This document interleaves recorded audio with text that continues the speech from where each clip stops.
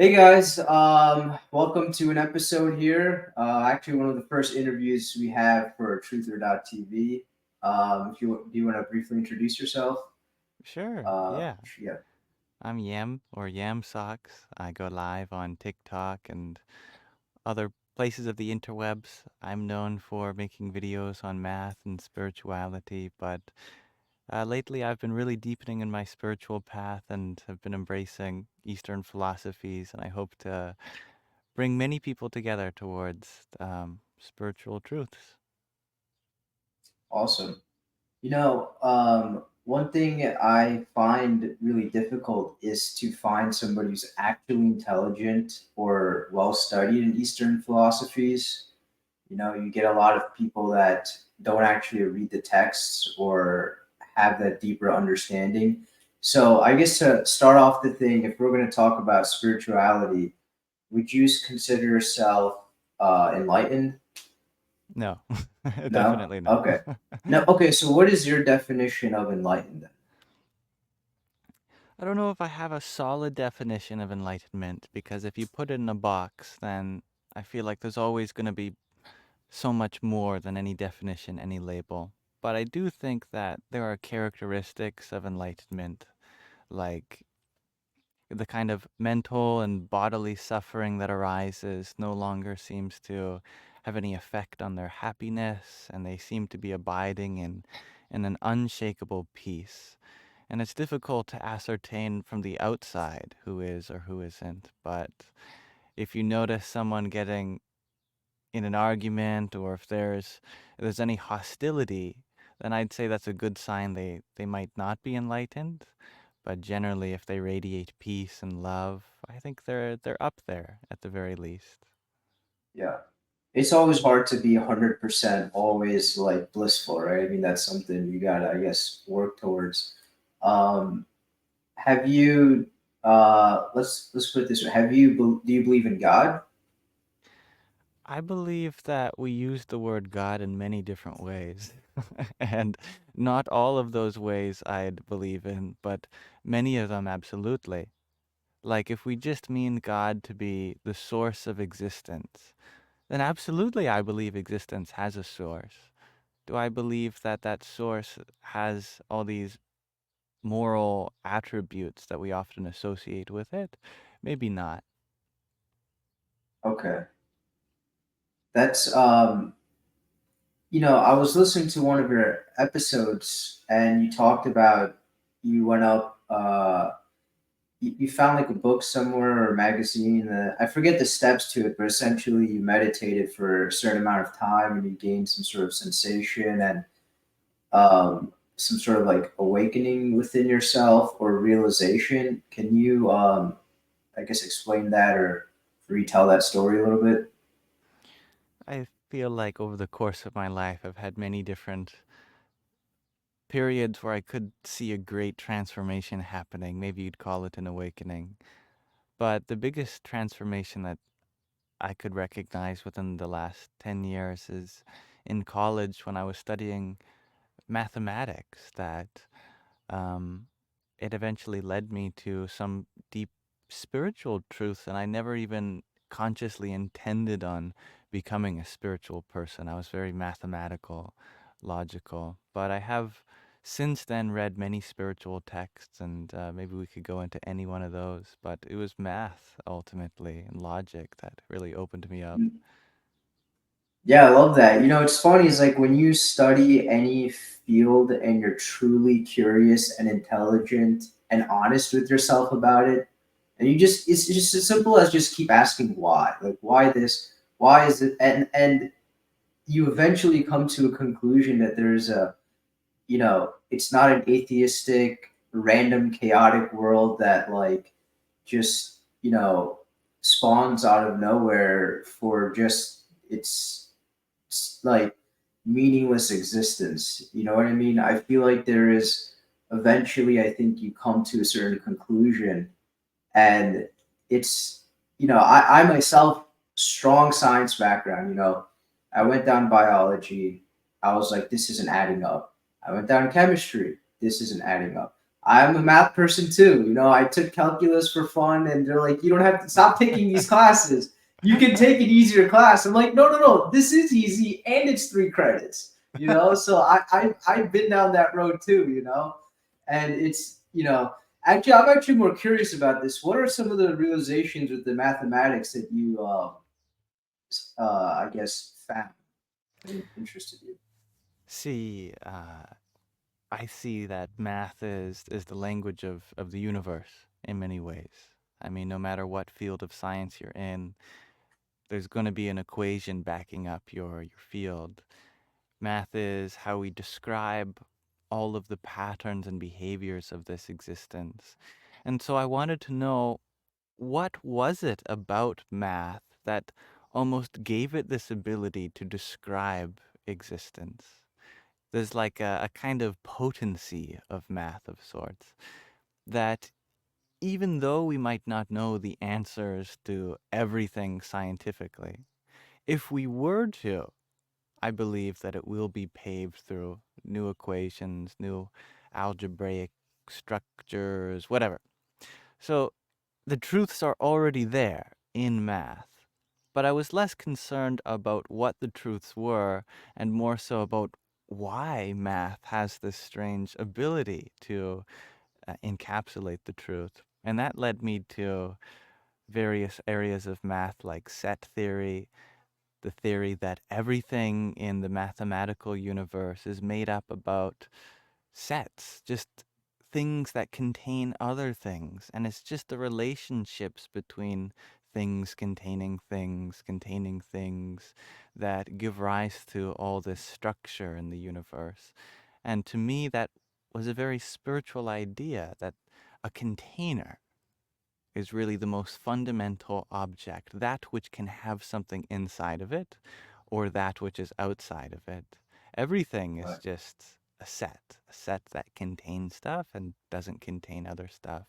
And to me, that resonates with the Buddhist idea or even the Hindu idea of awareness, that it is from this awareness that everything exists, kind of like the set of all sets in mathematics. And these kinds of areas started opening doors to, well, higher and higher awareness, bigger and bigger sets containing larger and larger infinities, things like that. Yeah, oh, that's amazing. So I mean, whenever we talk about these things, just to visualize it in your mind, it's like it's always refreshing to have another approach to to how various worldviews. I think are always fun to interact with and see how they come together and um, what I actually was also curious about. I'm a little bit sporadic all over the place here, but there's No various. problem. The way I work is it's like a programmer. It's like you build a little model here, you build a little model here, and then Yeah. slowly it just builds, and then then we have some flow going. But I know that you said you read a bunch of texts, and I'm curious because I myself, so I have this one right here. My parents actually gave me this coincidentally not that long Oh, ago, yeah. By right? His Divine Grace, A.C. Yeah, Bhaktivedanta Swami Prabhupada. I have that book as well. yeah. Oh, this exact one, or just like That the exact one. really? Okay, sweet. Yeah. Have you read this? Not fully, but the Bhagavad Okay. Gita in general, yes. Oh, is this like a so can you so I'm completely lost in this in terms of direction. So why is this are they not all the same? Are The all the text is Bhagavad the Gitas same, but okay. because the language isn't English, there are many different English translations and many different styles of commentary. Because the Sanskrit often, a single translation doesn't do it right. So if you open that book to any page, I'm sure you'll probably see that the Sanskrit's given, and then there's also the word for word translation, a transliteration, which is just what it sounds like, and then there's also a commentary. So it's just that the Sanskrit really just expands into so much knowledge just from a few syllables of sacred Right. ancient wisdom. Yeah, that's so wild, man. You know, the thing, it's so would you actually just would you recommend this version, or is there a better version, or do you think it's just better to read one and then determine which ones you like? How would you go about this? That one is probably best for someone who's already read other versions Okay. because he was the founder of the Hare Krishna movement, and he left behind this version for all of his devotees who really wanted to study it as it is. That's why that version is called As Okay. It Is. And so that version doesn't read like a story. There's just one verse and then sentences or paragraphs or even pages of commentary just explaining what that verse means. Yeah, I Because see there's that. different layers Okay. to the story. First and foremost, it's a song. Bhagavad Gita means the divine song. And Right. so if you're listening to the song, you wouldn't just listen to one line and then stop singing and have someone explain to you what that one means. Maybe if you're really interested in studying the song. So But for mumble most rap is people, not comparison to this.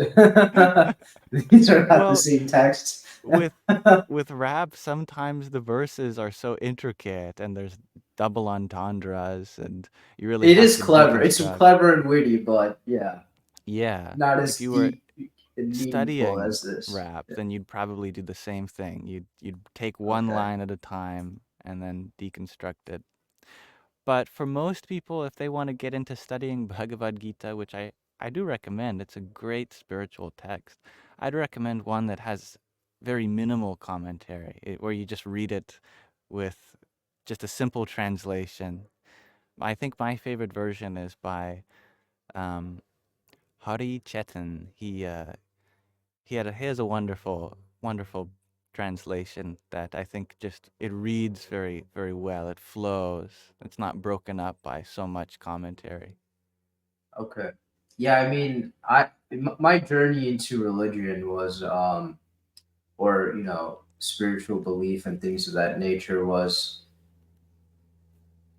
it's there is a power that comes when you try to figure out what it means, and then as you keep reading it and the context and the translation, and you try to piece it together, and a sentence takes you like 5 minutes to like digest or something.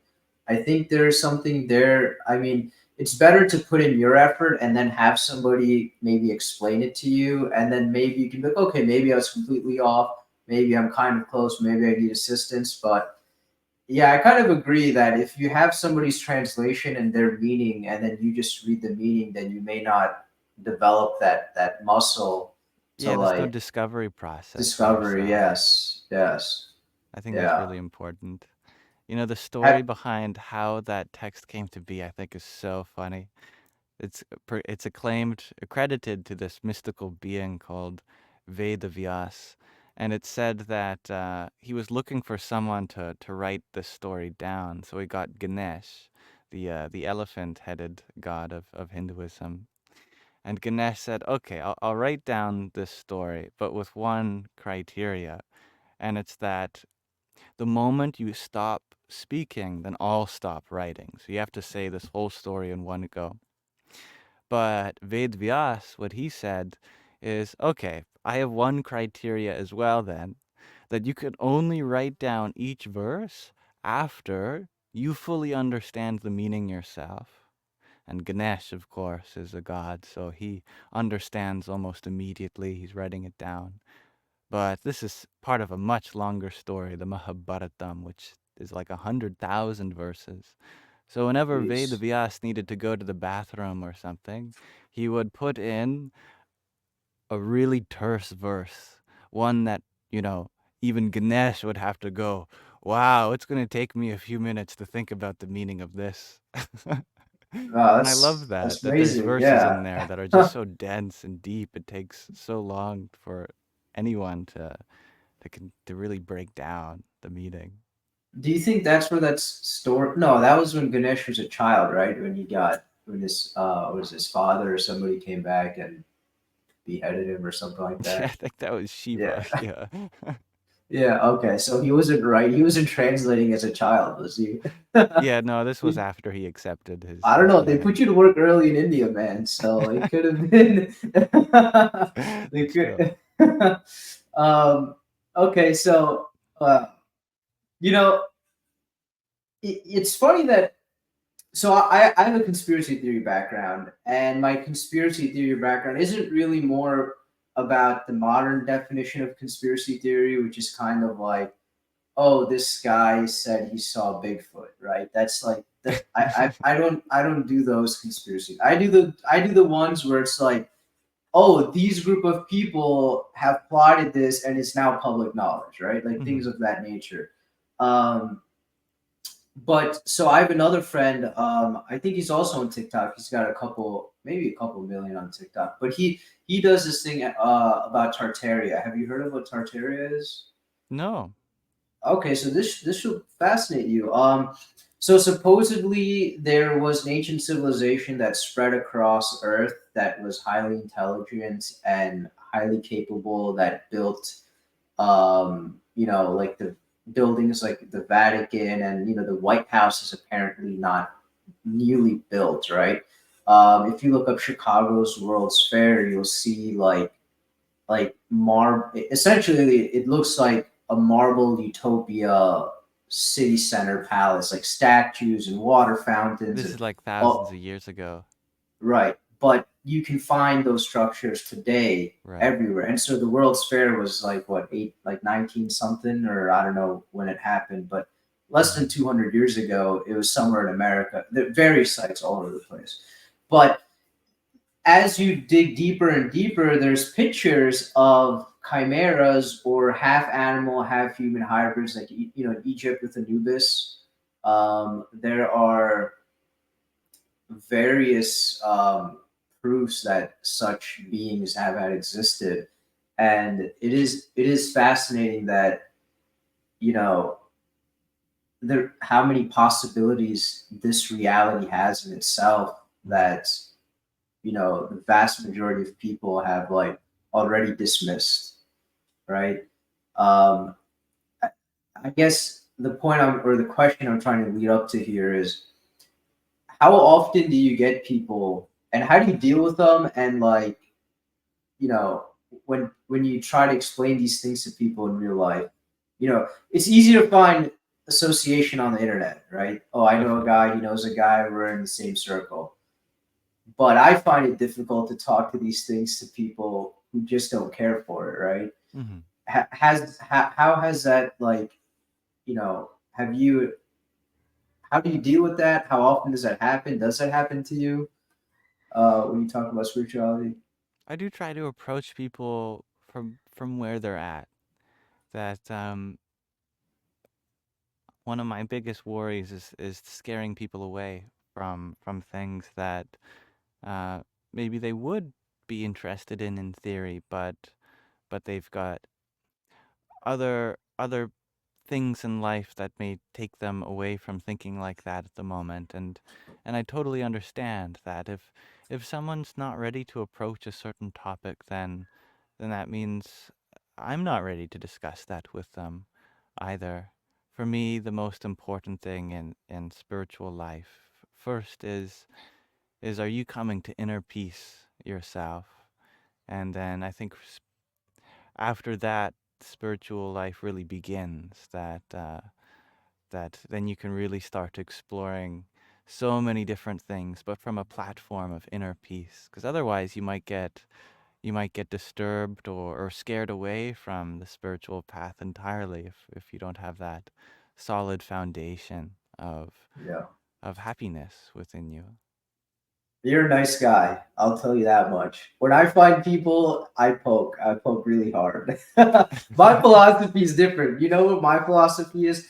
Is look, if I poke, if I, they say if you're over the target, you get the most flack, right? So that means if I push buttons and I find one that so I don't view anger usually as like, oh, this person is mad at me. I view like there is an internal struggle here. There's some sort of I visualize it as like demons, right? There is Mhm. there is something that is like like feeding on their energy. You don't take it And personally. yeah, I don't take it personally, Mm-hmm. right? But so I like to poke until that demon sticks its head out, and then once that demon is out and they're angry or they're like whatever, that's it. We just leave it there, and then now that person has to do one of two things: is address to himself internally that he has some sort of hypocrisy, some sort of conflict, or he has to give into it, which in the long run it'll keep cycling back, right? Because I feel like once you hit a bit of truth, it keeps nagging at you until you address it. Mm-hmm. And I think exposing that truth is, he may, that individual may not have that moment of realization after my conversation, but maybe 2 weeks later, 3 weeks later, maybe they're watching TV and it hits them. But that's my approach. But my approach, you lose a lot of friends. You don't have many friends in real life. Um, but I really yeah, like how you're not attached to the result. That even if the conversation doesn't go well, you did your best, and that's enough for you. Because who knows what could happen even later down the line. yeah. The thing also, the way I approach it is like, if they start building resentment towards me, or if they're genuine, if they're good, or I don't want to say good or bad, but if they're more genuine, it won't be a thing in which they will dislike me for, right? If it's something they dislike me for, then the way I view it is I can't really associate too much with that person because that's a little dangerous, right? It not in like a violent way, but it's like they won't be good friends, they won't be good people to hang out around, right? But if you can poke at them and then they can poke back and you have this little thing going, then you know that you're both in it to improve, and there's a bond that could be had. But There's yeah, I kind of don't. mutual respect there. That Right, it's right, it's a collaborative process. yeah, yeah. So I actually, I'm telling you this now, but recently, maybe like about a month ago or 2 months ago, I would say about a month ago, which took me about a month to recover internally. I mean, it depressed me for a while. Was I thought I had a bunch of new friends that I made, and then I was like, why am I not feeling like my connection with these people are satisfying me in some? I don't really care too much about socializing, but you do need it, right? And so I tried something. I didn't, we would all meet up at the dog park or something. So for 2 weeks, I didn't call them and I didn't go to the dog park. And they all have my number. And I wanted to see who would at least call me to be like, hey, what's up? And Hmm. not one of them called me. Hmm. And I was just like, oh man, this feels so bad. But you know what? It took me, yeah, it took me a while to get over that. But now that I'm over that, I've done that with a lot of my relationships recently, and it's like, I don't know, it clears you up a little bit, um, I gives think you having focus. people around you that support you is definitely important, and it helps to have people that are checking in on you. To really feel like you're in their mind, their thoughts. I think that's the Yeah. power of sangha, is the Sanskrit word, that having the right association with those around you, it can really help. And just not just for our own emotional state, but actually it's how we grow as individuals and on the spiritual path too. It's also how you build. Like I'm interested in a certain topic. If the other person doesn't care to support or help, even like just emotionally, but like imagine you had three homies that were on the same page with you in real life. I mean, you know how much you could do with that? Right? Like, That's I powerful. think that's the biggest struggle in the modern world is this like community that is like shattered. We're very individualistic, it seems, in this age, that we're all kind of fighting for our own beliefs rather than coming together to build something together with a shared vision. Yeah. Do you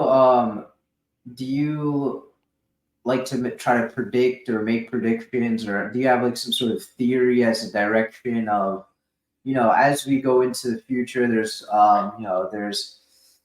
AI and blockchain. And I know people like to be scared of these things. They have a negative view of these things. But do Mhm. you have do you ever dabble in trying to come up with models of the future?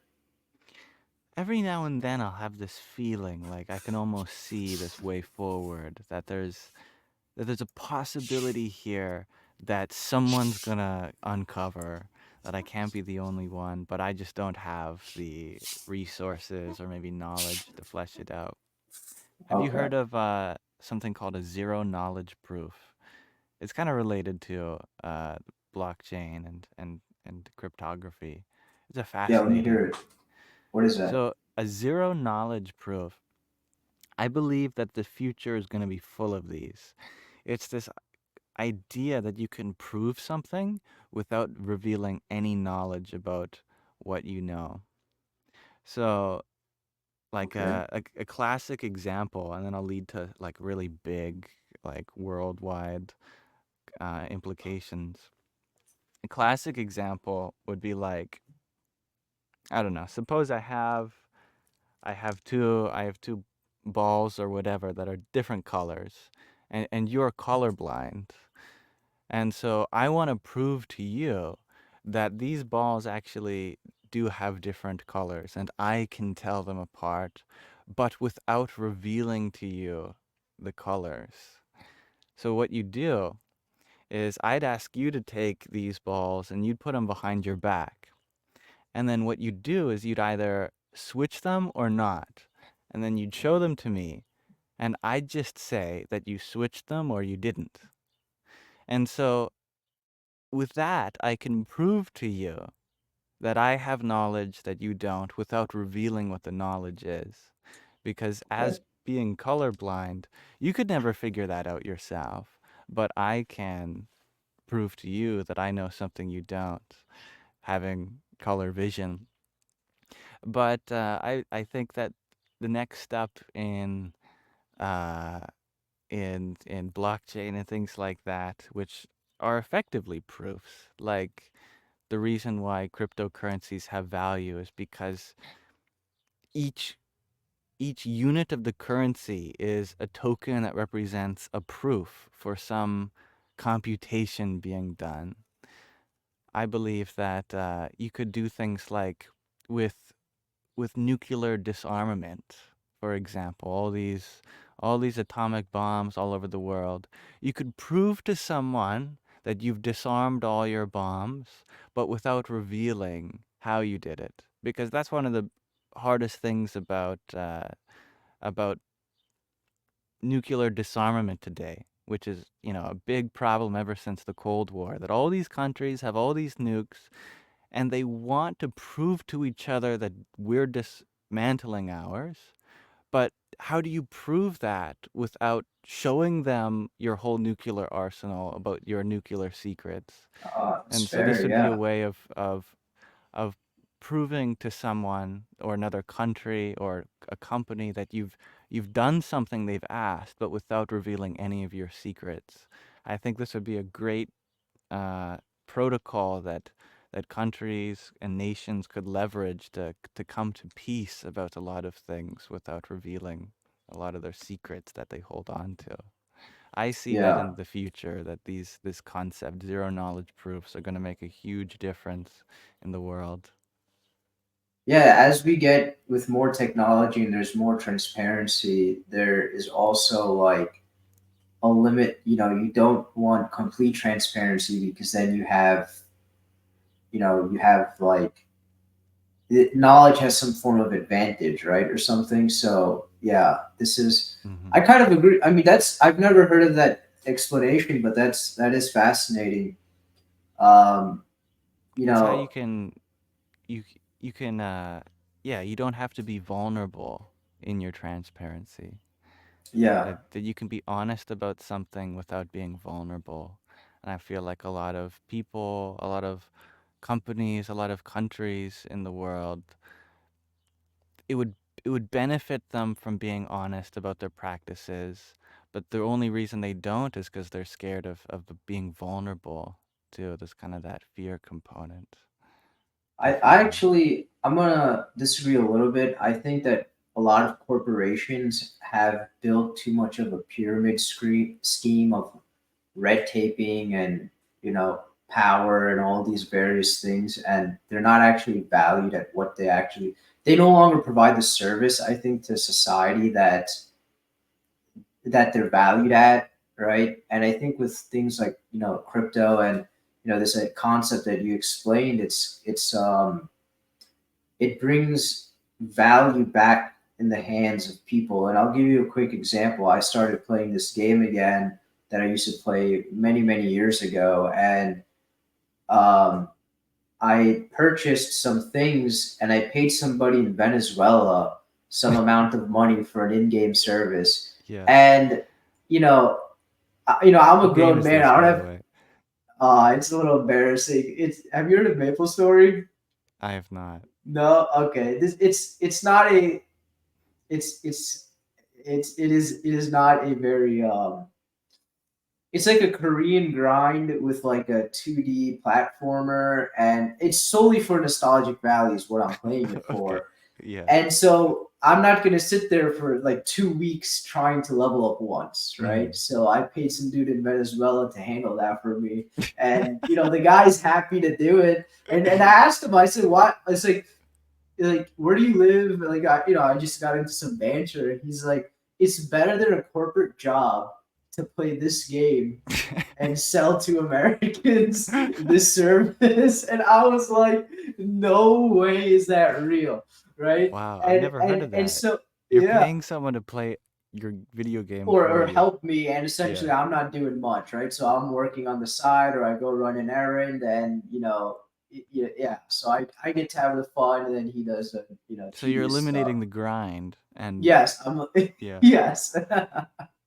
So, but think about that. It's like the Venezuelan government, and bless them, and maybe they're doing the best that they can with whatever conditions are given. But clearly, it is there is a I'm giving money to somebody to do a service in another country. That person is accepting this as a form of payment because their own country's currency is not capable. It's like it's not stable. It's inflating all the time. There's these problems that are happening across the world. It's like accelerating it. In America, we're relatively insulated. Just the other day I saw a random clip of prostitution's on the rise in Japan. Right now, even women are standing on the corner trying to sell services. And 10, 20 years ago, that would be insane to do. Right? It's like I think there's a collapse of this artificial material world of monetary value.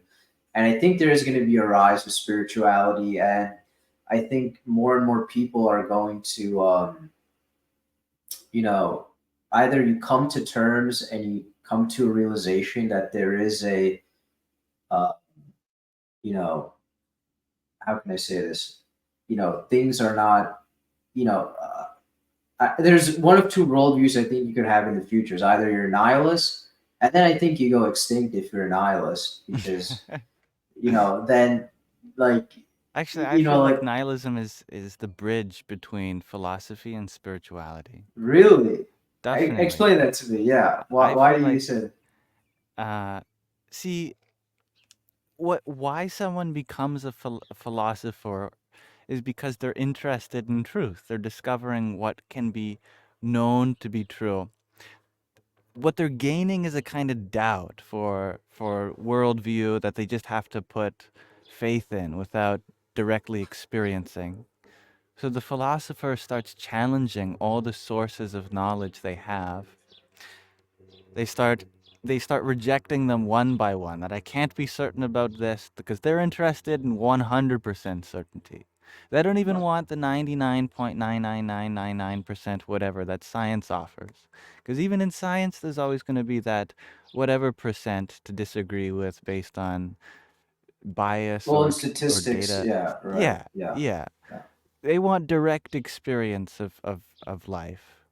So the nihilist is, I think, is the convergent evolution of all philosophers, because they realized that you can't be certain about anything. They've rejected everything. But I believe that the nihilist forgets one thing, and once they realize this, they become a solipsist. And then from solipsism really births spirituality. And that one thing that they're forgetting is that they've rejected everything in the world as a source of truth. But what about themselves? That can be certain. No matter where you go, there you are. You might not know what it is that you are, what it really means to have consciousness. But the solipsist says, well, at the very least, I think, therefore I am. This whole world could be an illusion, a simulation, but you know it isn't? Me. That I know I'm Well, real to some extent. Maybe this body, okay. this mind is full of illusions too, but the fact that I'm here experiencing something, that's real to me.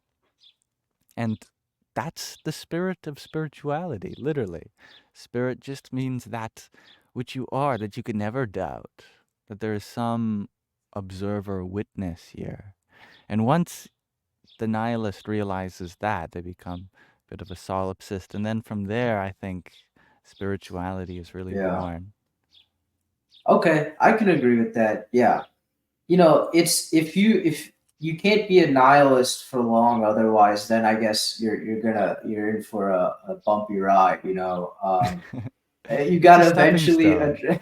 it is, you're right, because you have to experience some, adversity to overcome, and then to evaluate and contrast against, it's that yin yang thing. But you got to have that. But that is fair. But as people go down the road, as more and more people are going down this route of nihilism, that pool is increasing of population.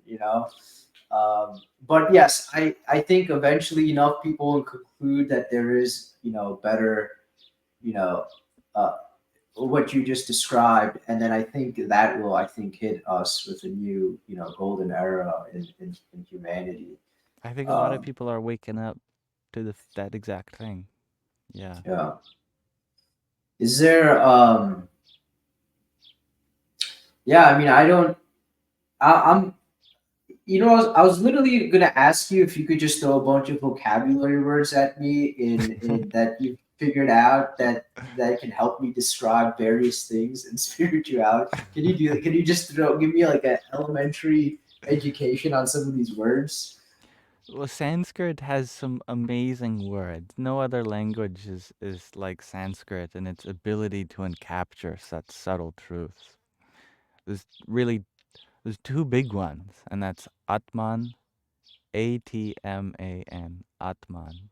And then there's Okay. the complement of that, Brahman, Brahman. And they're the most important terms in all of Eastern spirituality, in my opinion.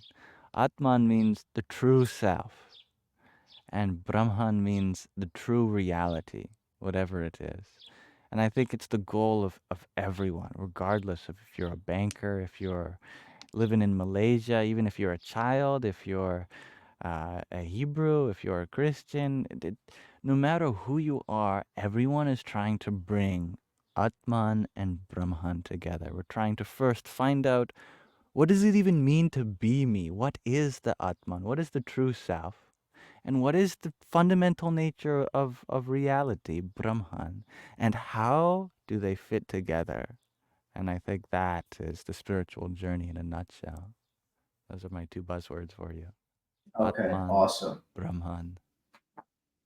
Yeah, that's okay. I actually had another question popped into my head. And have you seen? I'm very unfamiliar with Eastern philosophies. I mean, the most I can do is Google it, and they give me a chart of the chakras, right? I mean, that's the most I got. Yeah. Um, I met a bunch of friends at this workshop thing, where we learned to build domes, houses out of concrete, but they were dome houses and stuff. and this guy put my date of birth and stuff in these astrological charts, and like, I don't know, it said like, oh, this is, along this meridian line is where you find, life changing events and various things like that. That's all what Eastern philosophies. What is that, numerology, astrology? What are these things? I think every culture, east to west, has some form of numerology or astrology. But I think the fundamental distinction between Eastern spirituality and Western spirituality is that uh, Eastern is focused primarily on practical realization of the ultimate truth. That it's not enough to just read something from somewhere or or hear something from someone. That there are direct steps that you can take to open your consciousness to see the truth directly. Okay. I mean, I've never heard somebody in, I guess, the Christian world or in the Islamic world that say that you have to read or this is going to sound a little like hypocritical, but I don't really believe too much in faith, in the sense where like you just believe because you've been told to believe into something. I think you have to know within Yes. yourself, Yeah. and when you have that knowing, then you can leave things to relative faith because you've already understood, right? Yes, I agree with Yeah. that. Yeah. Yeah.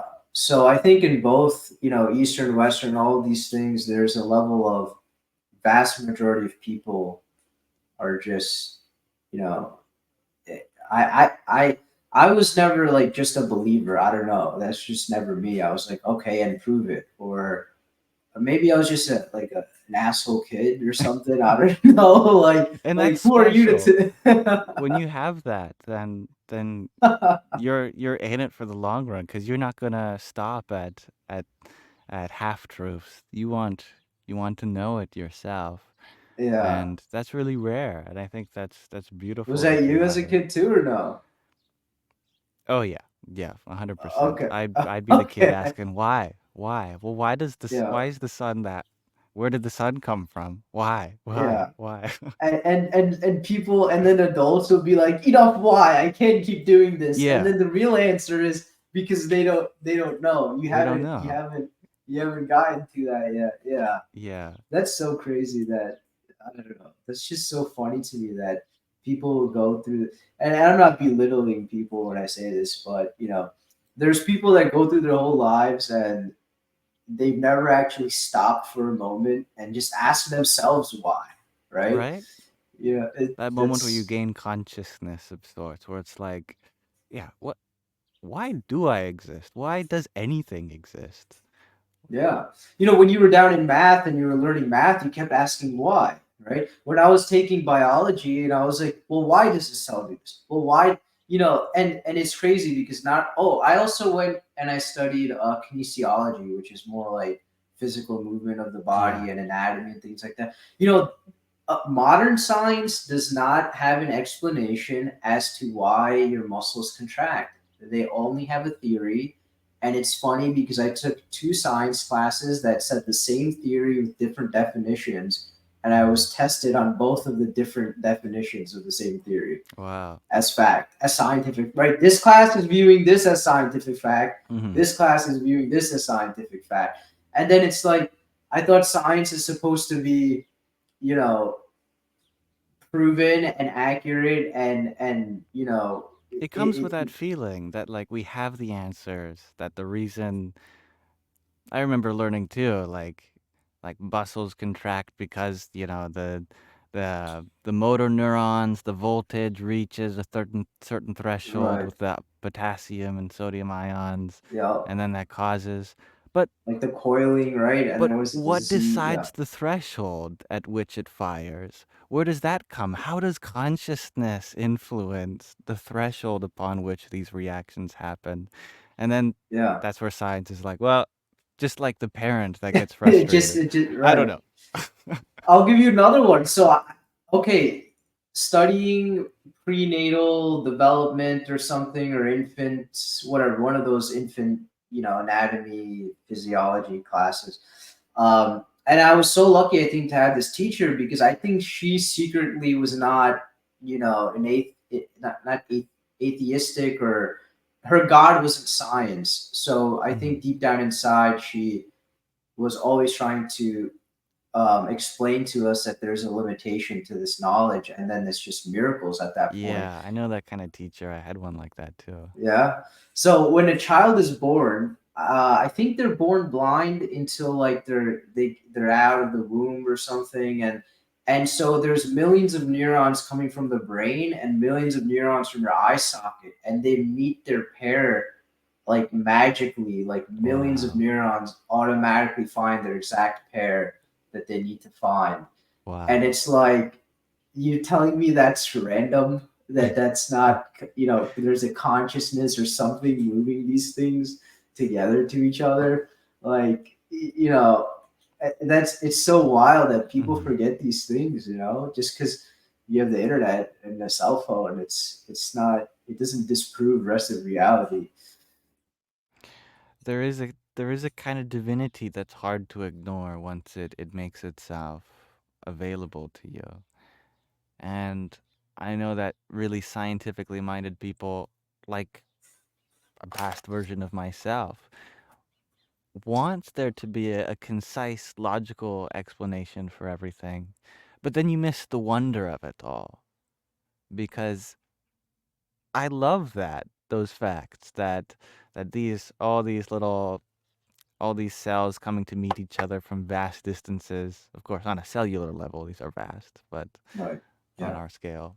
But the precision involved, the inherent intelligence of this whole creation, it's really beyond logic that we can have little answers for little things here and there, and we can have a lot of little answers. But the big questions, that's always going to be more of the spirit of mystery, and I think divinity really is that mystery, the great beyond. Yeah.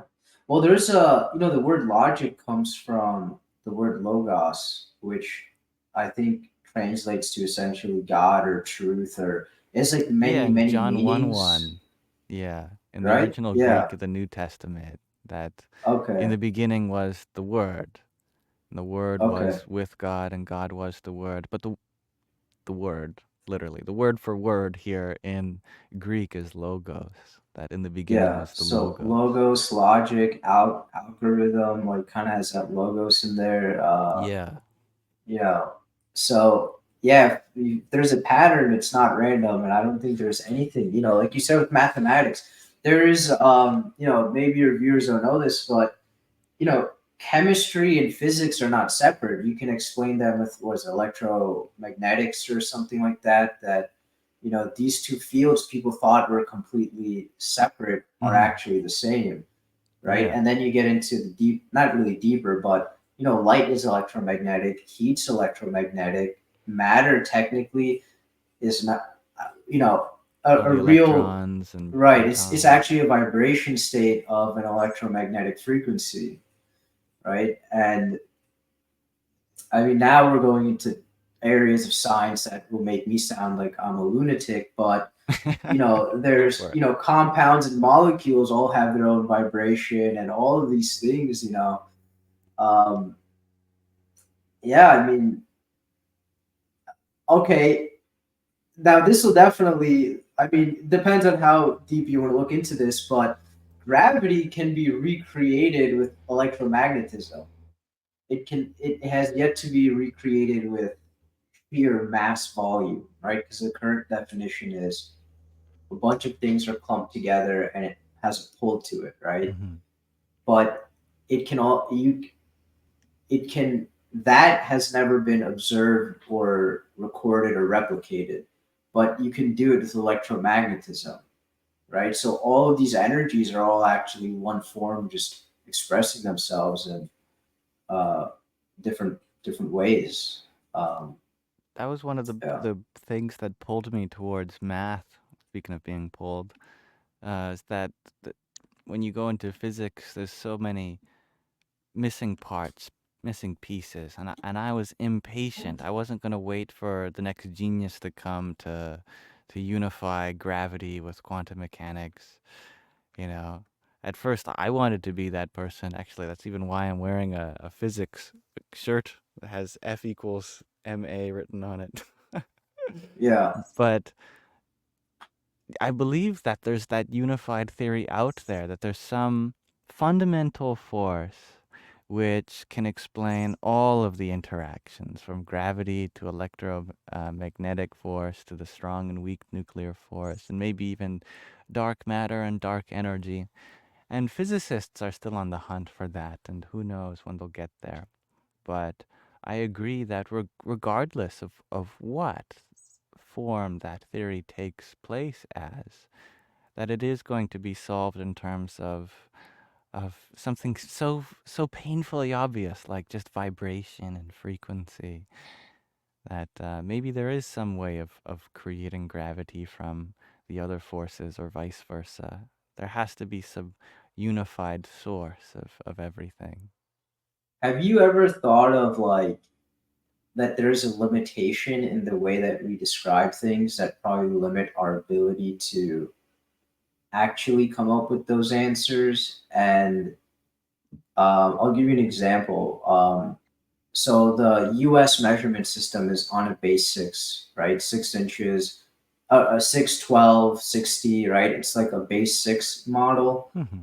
And then the scientific notation is a base 10 model. Hmm. So like you have 10 fingers, so you do 10. But I think if you take the not like these bones, it's a base three or something. Yeah, if you put your thumb against any of the knuckles, then there's 12 Yeah. different positions. Oh, And 12. then Yeah, right. And then if Yeah. you count up with your other hand how many times you've gone up by 12, then 5 times 12 is 60. And so many ancient civilizations have base 60 as well. Yeah. Yeah, I wonder because like even Roman numerals, like if because computers are based on one and zero, they're based on two, like Hmm. two possibilities. But mathematics, you round to the next number with a 10. What if six? What if you go one, two, three, four, five, six, and then you go 10, 11, 12? Like, I don't, Yeah, you get what I'm yeah. saying, right? Actually, Like, maybe, mathematically, base 6 is one of the best base systems.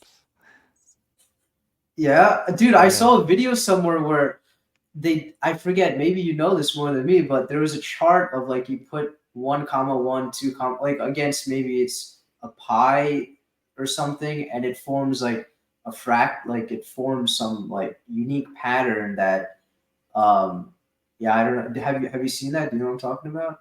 I've seen many visualizations for pi where they look at the digits and look at the patterns, Okay. definitely.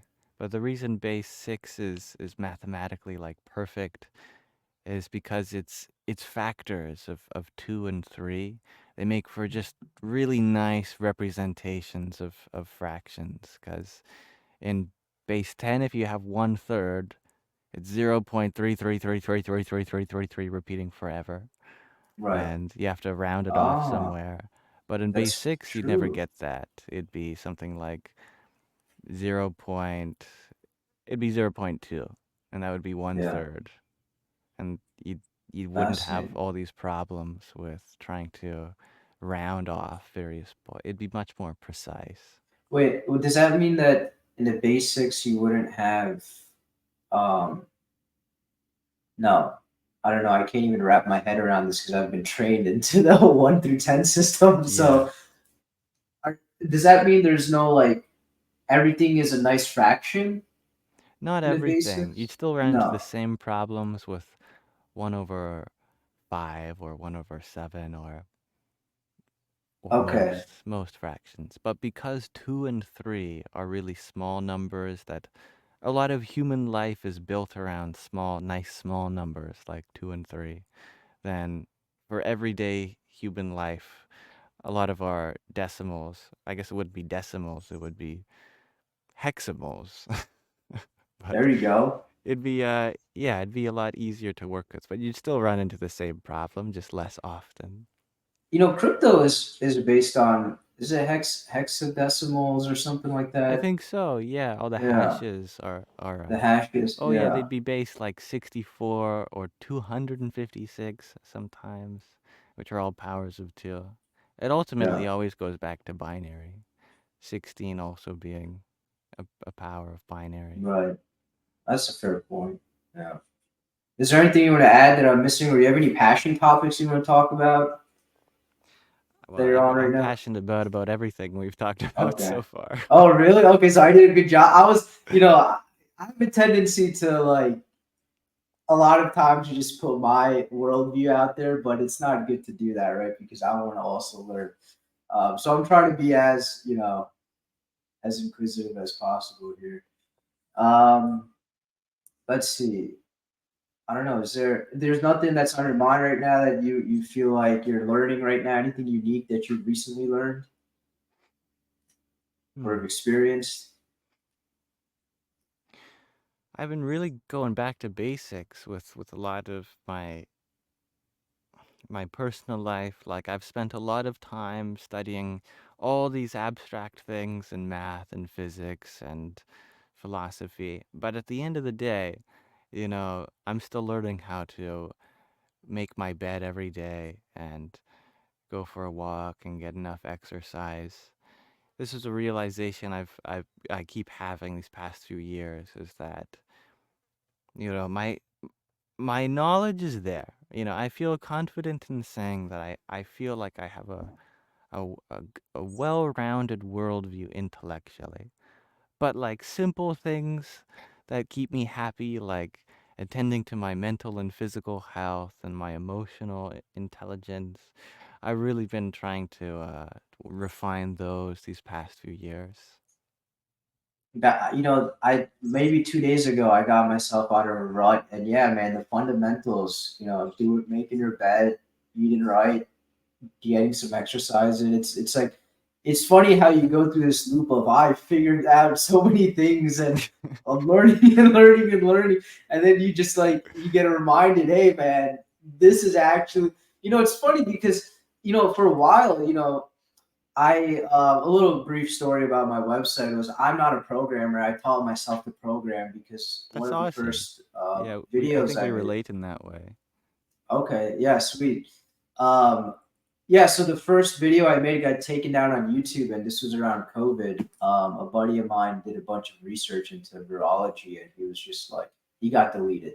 Or no, my video got deleted in a day, and then I was like, I can't speak from my heart if I have to constantly censor myself, right? Hmm. And so I built my own little website, and as I would go deep into that and learn and program and develop, and I was doing the job of like 7 people, right? Doing this thing by myself.